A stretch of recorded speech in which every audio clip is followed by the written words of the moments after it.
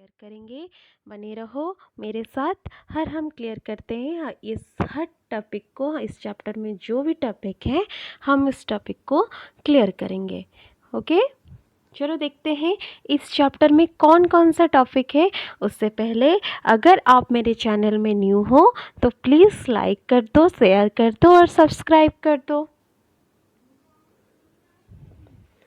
इस चैप्टर में टॉपिक्स कौन कौन है देखते हैं। जैसे कि फर्स्ट टॉपिक है इंट्रोडक्शन, जिसमें हम इंट्रोड्यूस करेंगे इस चैप्टर को। उसके बाद केमिकल रिएक्शन है, केमिकल इक्वेशन है, बैलेंस केमिकल इक्वेशन है, टाइप ऑफ केमिकल रिएक्शन है, कोरिजन्स एंड रेंसिडिटी। हम वन बाय वन इस सारे टॉपिक को क्लियर करेंगे। ओके, जिसमें भी आपको कुछ प्रॉब्लम होगा, कुछ क्वेश्चन पूछने के लिए होगा तो आप मुझे कमेंट कर सकते हैं। तो पहले हम चलते हैं इंट्रोडक्शन की तरफ।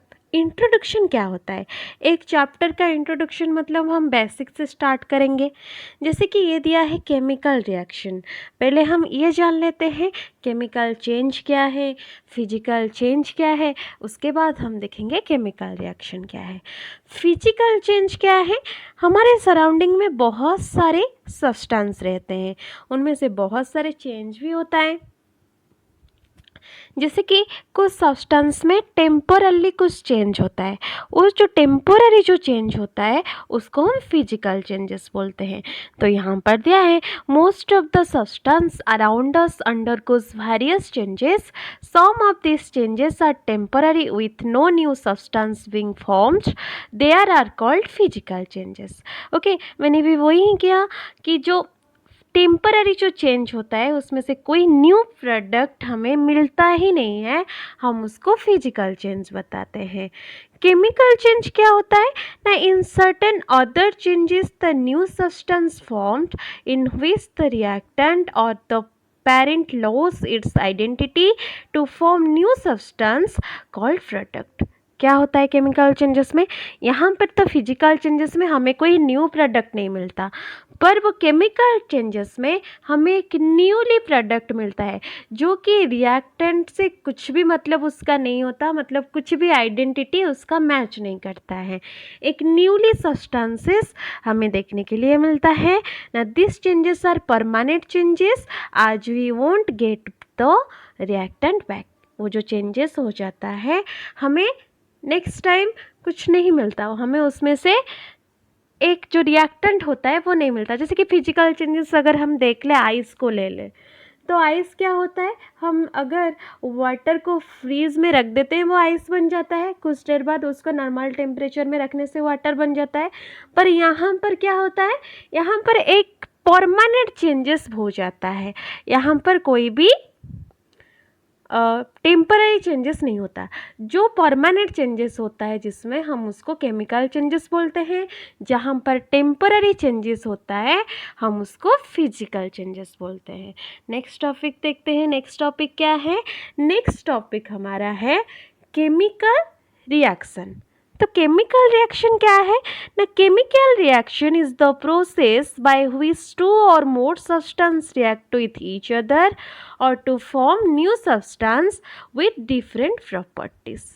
जहाँ पर दो से ज़्यादा सब्सटेंसेस अपने अंदर रिएक्ट करके एक न्यू प्रोडक्ट बनाते हैं, और जो न्यू प्रोडक्ट होता है वो डिफरेंट प्रॉपर्टीज़ लेके आता है, उसको हम केमिकल रिएक्शन कहते हैं। उस through the all the chemical reaction process there are various change occurs, and these change are change in state, change in color, evolution of gas and change in temperature. Okay, ये जो chemical reaction होता है, जब ये chemical reaction होता है, occurring होता है, हैपनिंग होता है, उसमें क्या होता है, बहुत सारे चेंजेस घटते हैं। जैसे कि उसका स्टेट चेंज हो जाता है, उसका कलर चेंज हो जाता है, और उसमें क्या होता है, उसमें गैस इवोल्यूशन होता है, जैसे कि एनर्जी भी इवोल्यूशन होता है, और उसका टेम्परेचर क्या होता है, टेम्परेचर भी चेंज हो जाता है। कभी कभी हाइक हो जाता है, कभी कभी लो हो जाता है। समझ में आ गया? उसके बाद हम देखेंगे केमिकल इक्वेशन क्या है। हमें तो पता चला जब 2 और मोर केमिकल और सब्सटेंसेस मिलके क्या करते हैं, केमिकल रिएक्शन बनाते हैं, एक न्यू प्रोडक्ट फॉर्म करते हैं, तो उसको हम केमिकल रिएक्शन बोलते हैं। अभी हम देखेंगे केमिकल इक्वेशन क्या है। तो ये जो केमिकल इक्वेशन है वो केमिकल रिएक्शन की सिंबलिक रिप्रेजेंटेशन है, जिसमें हम सिंबल लेके पढ़ते हैं। समझ में आ गया? तो इसमें क्या दिया है ना, the chemical equation is symbolic representation of chemical reaction in the form of symbol and formula wherein the reactant entity is given on the left hand side and the product entity is on the right hand side। इसमें से और एक हम जानने को पाए कि जो रिएक्टेंट होते हैं, जिसको हम रिएक्टेंट बोलते हैं, रिएक्टेंट हम किसको बोलते हैं, जो रिएक्ट करता है, एक रिएक्शन में जो रिएक्ट करता है हम उसको रिएक्टेंट बोलते हैं। तो जो रिएक्टेंट होते हैं हम उसको लेफ्ट हैंड साइड में रखते हैं, और जो प्रोडक्ट निकलता है, जो रिएक्टेंट के रिएक्शन से जो प्रोडक्ट निकलता है हम उसको राइट हैंड साइड में रखते हैं। समझ में आ गया? यहाँ पर एक एग्जाम्पल ली हूँ मैंने, मैग्नीशियम ऑक्साइड मैग्नीशियम ऑक्सीजन के साथ जब रिएक्ट करता है तो मैग्नीशियम ऑक्साइड बनता है। समझ में आ गया? इसका सिंबलिक रिप्रेजेंटेशन भी हम बना सकते हैं। तो ये जो केमिकल इक्वेशन है जो सिंबलिक हो गया, जैसे कि हम Mg ले लिए, O2 ले लिए, तो MgO हो गया, वो केमिकल इक्वेशन बन गया। हम सिंबल ले यूज़ करके केमिकल रिएक्शन को केमिकल इक्वेशन में कन्वर्ट कर दिए। तो वो जो केमिकल इक्वेशन है वो बैलेंस्ड होना चाहिए। कब बैलेंस्ड होगा वो केमिकल इक्वेशन? जब both left hand side and right hand side में जितने सारे एलिमेंट है वो क्या होंगे, एक समान होंगे। जैसे कि Zn जिंक यहाँ पर एक है तो यहाँ पर प्रोडक्ट के साइड में भी जिंक एक होगा। हाइड्रोजन यहाँ पर 2 है तो प्रोडक्ट के साइड में भी हाइड्रोजन 2 होगा। तो ये वाला स्टेप वाइज करके वो वाला बैलेंस्ड केमिकल इक्वेशन होता है। समझ में आया? मैं उसको स्टेप वाइज आपको बताती हूँ आप कैसे बैलेंस्ड केमिकल इक्वेशन बनाएंगे। एक मैं शॉर्टकट फार्मूला आपको देती हूँ। जैसे आप देखें हैं यहाँ पर 3Fe 4H2O Fe3O4 और 4H2 निकला है उसमें से। तो हम देखेंगे इसको हम कैसे बैलेंस करेंगे। इसका जो इनबैलेंस जो इक्वेशन है वो है Fe plus H2O and the product is Fe3O4 plus H2। Okay, ये वाला इक्वेशन को हम कैसे बैलेंस करेंगे? ये वाला इक्वेशन बैलेंस्ड होके ये वाला इक्वेशन बनेगा। पहले हम क्या करेंगे ना, पहले हम एलिमेंट ले लेंगे। इसमें कौन कौन सा एलिमेंट है? इसमें Fe है, H है और O है। तो इस इक्वेशन में Fe जो है वो 1 है, H2 है, मतलब 2 H2 है और O1 है। ये रिएक्टेंट साइड में हमारा Fe जो है वो 1 है, H जो है वो 2 है और O जो है वो 1 है। पर in product side Fe equal to 3 and O equal to 4, also H equal to 2। तो ये जो है रिएक्टेंट साइड और प्रोडक्ट साइड में वो सेम नहीं है। उसके बाद क्या करेंगे हम, उसमें कुछ इनिशियल और बैलेंस आइटम लेके उसमें से हम मल्टीप्लाई करके इसको बनाए हैं Fe 3Fe 4H2O and product is Fe3O4 equal plus 4H2। Okay, समझ में आ गया? तो 3Fe जो है वो सॉलिड स्टेट में है, 4H2O जो है वो गैसियस स्टेट में है, Fe3O4 जो है वो सॉलिड स्टेट में है एंड 4H2 जो है वो गैसियस स्टेट में है। समझ में आ गया कैसे हम बैलेंस इक्वेशन बनाएंगे? पहले हमें एक इक्वेशन दिया होगा, उसमें से हम एलिमेंट चुनेंगे, जितने सारे एलिमेंट है उसको हम एक साइड में लिखेंगे। उसके बाद number of atom in reactant LHS, उसमें हम देखेंगे कितना नंबर LHS में है, मतलब लेफ्ट हैंड साइड जो कि रिएक्टेंट है उसमें कितने सारे नंबर्स हैं उसको देखेंगे। उसके बाद प्रोडक्ट साइड में कितने सारे नंबर्स हैं वो एलिमेंट का उसको देखेंगे, उसके बाद मल्टीप्लिकेशन करके उसको बनाएंगे। समझ में आ गया। पहले एक प्रोडक्ट को हम बैलेंस करेंगे, जैसे कि एफ को पहले बैलेंस करेंगे, तो उसके बाद क्या होगा, हम नहीं तो एस टू को बैलेंस करेंगे, उसके बाद क्या होगा, वो बैलेंस हो जाएगा। उसके बाद हम एफ को बैलेंस करेंगे, वो बैलेंस हो जाएगा। और उसके बाद क्या होगा कि लास्ट में सारे बैलेंस होके ये वाला जो है हमारा केमिकल इक्वेशन जो है वो निकल के चला आएगा। समझ में आ गया। ये हो गया आपका बैलेंस्ड केमिकल इक्वेशंस। समझ में आया। उसके बाद हम नेक्स्ट टॉपिक पर जाते हैं। नेक्स्ट टॉपिक है टाइप ऑफ केमिकल रिएक्शन। कितने टाइप का केमिकल रिएक्शन होते हैं, जितने सारे भी टाइप का केमिकल रिएक्शन होते हैं हम इस चैप्टर में कवर कर लेंगे। समझ में आ गया। तो फर्स्ट में हम जाते हैं combination reaction. The word combination prefer to combine. Okay, combine होके जो रिएक्शन होता है उसको हम बोलते हैं कॉम्बिनेशन रिएक्शन। तो चलो देखते हैं इसका जो डेफिनेशन क्या है ना। Such a reaction in which a single product is form from two और more reactants is known as combination reaction. तो उसमें क्या होता है, जो कॉम्बिनेशन रिएक्शन का एक एग्जाम्पल हम लिए हैं, जब calcium oxide react vigorously with water to produce slack lime। जब कैल्शियम ऑक्साइड विगोरसली रिएक्ट करता है वाटर के साथ, वो स्लैक लाइम प्रोड्यूस करता है। स्लैक लाइम क्या होता है, जो कैल्शियम हाइड्रोक्साइड है वही होता है। And releasing a large amount of heat. जब calcium oxide reacts vigorously with water to produce slag limes, and वो जो स्लैग लाइम होता है वो कैल्शियम हाइड्रोक्साइड होता है। और जो कैल्शियम हाइड्रोक्साइड जब रिएक्शन होता है उसमें कैल्शियम और वाटर के साथ जब रिएक्ट होकर कैल्शियम हाइड्रोक्साइड बनता है, उसमें से लार्ज अमाउंट ऑफ हीट निकलता है। समझ में आ गया। मैंने पहले से बोला था combination is referred to combine, जब टू और मोर प्रोडक्ट कंबाइन होके कुछ रिएक्शन करते हैं और एक उसमें से एक प्रोडक्ट निकलता है, उसको हम क्या बोलते हैं, कॉम्बिनेशन रिएक्शन। समझ में आ गया। उसके बाद और कोई रिएक्शन है हम देखेंगे, और क्या रिएक्शन है उसमें से हम देख लिए स्लैग लाइम प्रोड्यूस जो हो गया कॉम्बिनेशन रिएक्शन से। और जो स्लैग लाइम है वो उसको हम कहाँ पर यूज़ करते हैं ना, वाइट वॉशिंग जो वॉल्स होते हैं, जब वॉल्स हमारा घर के वॉल्स जो वाइट वॉशिंग होते हैं, हम उस स्लैग लाइम को यूज़ करते हैं। और जो calcium hydroxide react slowly with the carbon dioxide in the air to form a thin layer of calcium carbonate on the walls. Calcium carbonate is formed after 2 to 3 days of white washing and gives a shiny finish to the wall.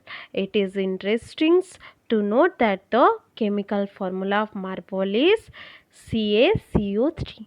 समझ में आ गया। जब वो calcium hydroxide carbon dioxide के साथ react करता है तो वो एक शाइनी सरफेस बना देता है हमारे वॉल पर। और वो क्या होता है, वो जो शाइनी सरफेस बन जाता है उसको हम मार्बल फिनिश नहीं बोलते, वो वाला हो जाता है कैल्शियम कार्बोनेट। और मार्बल जो होता है उसका फॉर्मूला क्या है, कैल्शियम कार्बोनेट, जो कि CaCO3। जब स्लैग लाइम क्या होता है, जब कैल्शियम हाइड्रोक्साइड CaOH2 जब कार्बन डाइऑक्साइड के साथ क्या करता है, रिएक्ट करता है, स्लोली रिएक्ट करता है, मतलब 2 to 3 डेज लग जाता है उसको वाइट वॉशिंग के बाद पूरा शाइनिंग वाइट कलर देने के लिए। तो वो वाला जो होता है वो होता है कैल्शियम कार्बोनेट। समझ में आ गया। ये वाला कैसा होता है। उसके बाद हम देखेंगे नेक्स्ट रिएक्शन हमारा क्या है, वो है एक्सोथर्मिक रिएक्शन। आ गया हमारा एक्सोथर्मिक रिएक्शन। एक्सोथर्मिक रिएक्शन का मतलब क्या होता है, पहले हम वो देखते हैं। एक्सोथर्मिक का मतलब क्या होता है, रिलीज ऑफ हीट होता है। जो रिएक्शन में से हीट रिलीज होता है हम उसको बोलते हैं एक्सोथर्मिक रिएक्शंस। ओके, जो रिएक्शन में से हीट निकलता है हम उसको बोलते हैं एक्सोथर्मिक रिएक्शन। इसका डेफिनेशन हम जान लेते हैं। An exothermic process release heat and cause the temperature of the immediate surrounding to rise. The rice, potato and bread we eat contain carbohydrates. These carbohydrates are broken down to form glucose. This glucose combine with oxygen in the cells of our body and provide us energy. The special name of this reaction is respiration, is an exothermic reaction. मैंने पहले बोल दिया था, जो कि जहाँ से heat निकलता है वो है एक्सोथर्मिक रिएक्शन। तो हमारा जो रेस्पिरेशन होता है, रेस्पिरेशन के थ्रू जो रेस्पिरेशन होता है वो रेस्पिरेशन को हम क्या बोलते हैं? Exothermic reaction. क्योंकि रेस्पिरेशन के थ्रू हमारा जो कार्बोहाइड्रेट वाला फूड है वो ग्लूकोज में कन्वर्ट होता है, वो ब्रेक डाउन होता है ग्लूकोज में। हम उसको क्या बोलते हैं? एक्सोथर्मिक रिएक्शन बोलते हैं। समझ में आ गया सबको? अगर कोई भी डाउट है मुझे आप कमेंट में बताइए। समझ में आ गया? अभी हम देखेंगे और कौन सी रिएक्शन है। पहले वो एक्सो तो गया, अभी एंडोथर्मिक रिएक्शन आ गया। उसमें क्या हुआ था? एक्सोथर्मिक रिएक्शन में हीट रिलीज हुआ था। यहाँ पर क्या होगा? ऑब्जर्व होगा। जब एक रिएक्शन में हीट ऑब्जर्व होता है हम उसको एंडोथर्मिक रिएक्शन बोलते हैं। एक्सोथर्मिक रिएक्शन में हीट क्या होता है? रिलीज होता है। But in endothermic reaction that heat is observe. An endothermic process observe heat and cool the surrounding. Okay?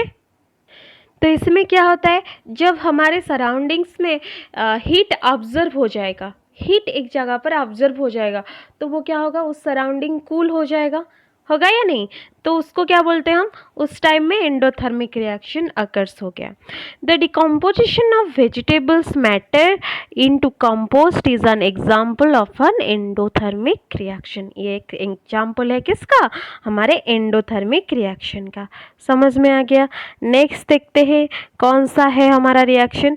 Endothermic के बाद आ गया डिकम्पोजिशन रिएक्शन। डिकम्पोजिशन रिएक्शन क्या होता है ना? जब डिकम्पोज होता है, जब ब्रेक्स होके एक सिंपलर प्रोडक्ट बन जाता है, हम उसको क्या बोलते हैं?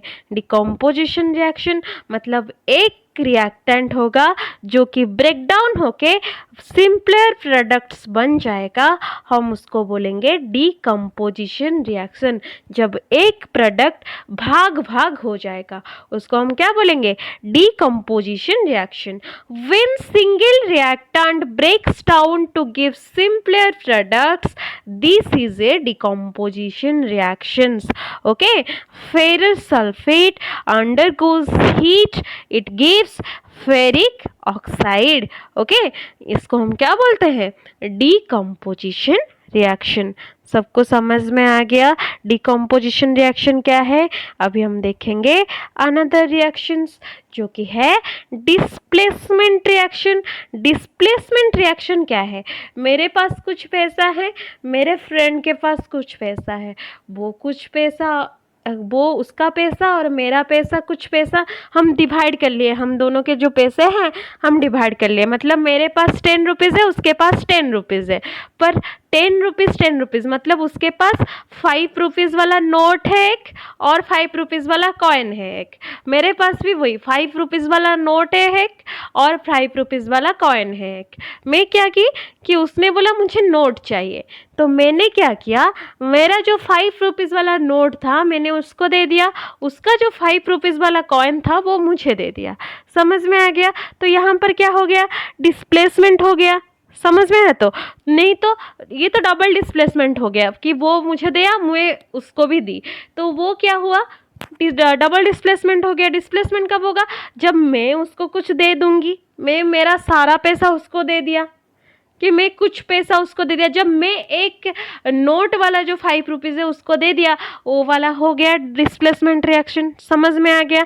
तो डिस्प्लेसमेंट रिएक्शन क्या है, चलो हम उसका डिफिनेशन जानते हैं ना। Displacement reaction is a chemical reaction in which more reactive element displace less reactive element from its compound.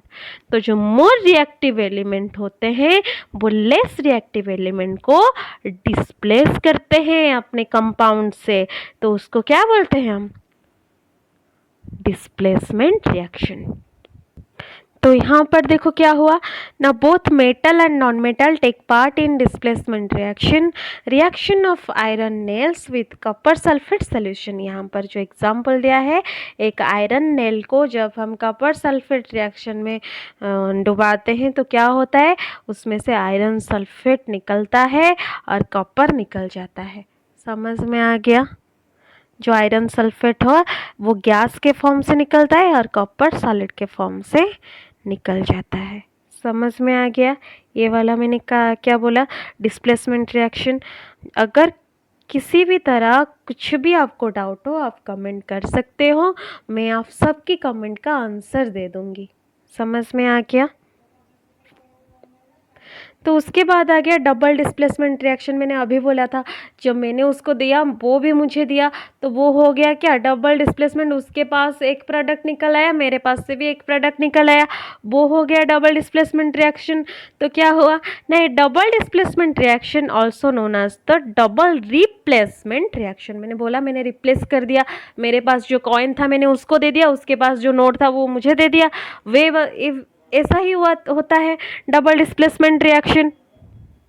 तो इसमें क्या होता है ना, it is type of chemical reaction where two compounds react and the positive ions which is called cations and the negative ions which is called anions of the two reactant switch places. Okay, positive ions जो cations है वो anion के साथ क्या होता है, अपना place switch करता है, फॉर्मिंग टू न्यू कंपाउंड्स और प्रोडक्ट। समझ में आ गया। इसको हम क्या बोलते हैं, डबल डिस्प्लेसमेंट रिएक्शन बोलते हैं। उसके बाद हम नेक्स्ट कौन सा रिएक्शन है देखेंगे, उसमें से आ गया रिडॉक्स रिएक्शन। रिडॉक्स रिएक्शन क्या है ना, an oxidation reduction reaction is a type of chemical reaction that involves A transfer of element between two species. जब एक इलेक्ट्रॉन ट्रांसफर होता है टू स्पेसीज से तो क्या होता है, उसको हम बोलते हैं रिडक्स रिएक्शन। इसमें हम क्या होता है ना, इसमें जो गेनिंग और लॉजिंग ऑफ इलेक्ट्रॉन होता है, मतलब इसमें से इलेक्ट्रॉन लूज भी होता है और गेन भी होता है, इसको हम क्या बोलते हैं, रिडक्स रिएक्शन। ये जो रिडक्स रिएक्शन, हमें इनमें से दो वर्ड हमें समझ में आया, जैसे कि ऑक्सीडेशन हुआ, रिडक्शन हुआ। ऑक्सीडेशन का मतलब क्या है, जब हम ऑक्सीजन देख के क्या करते हैं, this process involves gain of oxygen और लॉस ऑफ हाइड्रोजन। जब हम हाइड्रोजन दे के ऑक्सीजन पाते हैं तो हम उसको क्या बोलते हैं, ऑक्सीडेशन। रिडक्शन क्या है, जब हम हाइड्रोजन पाते हैं और ऑक्सीजन देते हैं तो हम उसको क्या बोलते हैं, रिडक्शन रिएक्शन। जब हमारे साथ हाइड्रोजन हमें छोड़ देता है और ऑक्सीजन हमारे पास चला आता है तो वो क्या होता है, ऑक्सीडेशन होता है। जब हाइड्रोजन क्या होता है, हाइड्रोजन हमारे पास आता है और ऑक्सीजन चला जाता है, हम उसको क्या बोलते हैं, रिडक्शन रिएक्शन। समझ में आ गया सबको। अभी हम देखेंगे ऑक्सीडाइजिंग एजेंट। ऑक्सीडाइजिंग एजेंट क्या है ना, it is the substance which gives oxygen और गेन हाइड्रोजन। ऑक्सीडाइजिंग एजेंट जो है, जो कि हमें ऑक्सीजन देता है और हमसे हाइड्रोजन ले जाता है, तो हम उसको क्या बोलते हैं, oxidising agent. It is the substance which is reduce itself and oxidise other. जो खुद को खो के दूसरों को ऑक्सीडाइज करता है, हम उसको ऑक्सीडाइजिंग एजेंट बोलते हैं। रिड्यूसिंग एजेंट किसको बोलते हैं, जब जो सब्सटेंस हाइड्रोजन देके ऑक्सीजन गेन करता है, जो दूसरे के बारे में नहीं सोचता, खुद के बारे में सोचता है। एग्जाम्पल तो जो दूसरे के बारे में नहीं सोचता मतलब वो हाइड्रोजन दे देता है, खुद ऑक्सीजन लेके चला आता है तो उसको हम क्या बोलते हैं, reducing agent. It the substance which is oxidise itself and reduces other, इसको हम क्या बोलते हैं, रिड्यूसिंग एजेंट। समझ में आया सबको? तो oxidation is the process which involves loss of electrons but reduction is the process which involves gain of electrons. मतलब ऑक्सीडेशन एक प्रोसेस है जहाँ पर इलेक्ट्रॉन लॉस हो जाते हैं एंड रिडक्शन एक प्रोसेस है जहाँ पर इलेक्ट्रॉन्स को हम गेन करते हैं। समझ में आया? नेक्स्ट देखते हैं क्या है हमारे पास। फिर और एक टॉपिक में हम आगे जो कि है कोरोजन। ओके, जो कि है कोरोजन। कोरोजन क्या है? हमारे पास कुछ मेटल्स है, जब मेटल का स्लोली कन्वर्जन होके क्या होता है, वो और एक प्रोडक्ट में बन जाते हैं, और एक प्रोडक्ट बन जाता है, उसको हम क्या बोलते हैं, कोरोजन बोलते हैं ना। The process of slow conversion of metals into their own desirable compounds due to their reaction with oxygen, water, acid, gases etcetera present in the atmosphere is called corrosion. उसका एक एग्जाम्पल, बहुत बड़ा example है rusting, जो कि हमारे आंखों के सामने होता है। जैसे कि हमें देखें, जहाँ पर कुछ लोहा का चीज़ रखा होगा, उनमें से कुछ दिन बाद उसमें जंक लग गया होगा, वो जो जंक है उसको हम रस्ट बोलते हैं, और उस जंक लगने की प्रोसेस को हम रस्टिंग बोलते हैं। समझ में आ गया? ये था हमारा कोरोजन। हम नेक्स्ट टॉपिक में जाते हैं जो कि है रेंसिडिटी। ये रेंसिडिटी क्या है ना, जब कुछ फूड, हमने तो बहुत सारे फूड खाए होंगे, जैसे कि हम मोमो खाते हैं, डालमा खाते हैं, नहीं बहुत सारे फूड, वेज सब्जी, बहुत सारे चीज़ खाते हैं। जब उस चीज़ को हम क्या करते हैं, बाहर कुछ टाइम के जैसे कि 2, 3, 4, 5 ऐसे आवर तक बाहर छोड़ देते हैं, उसमें क्या होता है, उसका कलर चेंज हो जाता है, उसका ऑर्डर चेंज हो जाता है। नहीं, ये वाला जो चेंज होता है उसको हम रेंसिडिटी बोलते हैं। समझ में आ गया? The taste and odor of food materials containing fat and oil changes when they are left exposed to air for long time. This is called rancidity. उसको हम क्या बोलते हैं, rancidity बोलते हैं। It is caused due to oxidation of fat and oils present in food materials. ये क्यों होता है रेंसिडिटी, जो कि फैट एंड ऑयल होता है फूड मटेरियल, उसके वजह से ही ये रेंसिडिटी होता है, क्योंकि वो जो एयर है, एयर के साथ रिएक्ट करके ऑक्सीडेशन हो जाता है और उसमें से उसका टेस्ट और ऑर्डर बदल जाता है। तो इसको हम प्रिवेंट कैसे करें, कैसे हम रेंसिडिटी को प्रिवेंट करें?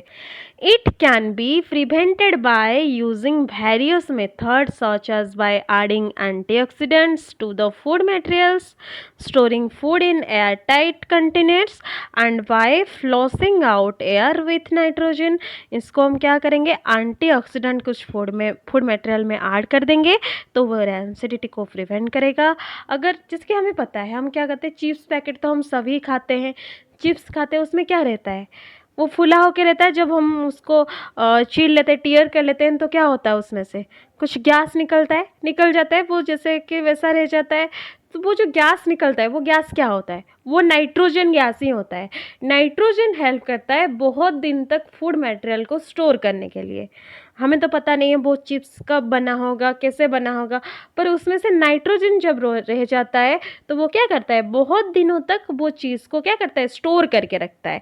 एक एयर टाइट कंटेनर आपने देखा होगा, कुछ हम यूज़ करते हैं एक एयर टाइट कंटेनर, मतलब उसमें से एयर निकाल लेते हैं। तो वो वाला कंटेनर में भी अगर आप कुछ चीज़ रखोगे, वो भी रेंसिडिटी को प्रिवेंट करेगा। तो आज का जो टॉपिक था हमारा, जो लेसन था, क्या लेसन था हमारा, केमिकल रिएक्शन एंड इक्वेशन। हम सारे टॉपिक्स क्लियर कर लिए हैं। सोच रहा हूँ कि आई थिंक आप सबका डाउट क्लियर हो जाएगा और इस वीडियो देखने के बाद आप सबका डाउट क्लियर हो जाएगा। अगर कुछ भी डाउट है तो आप मुझे कमेंट करके बताएंगे।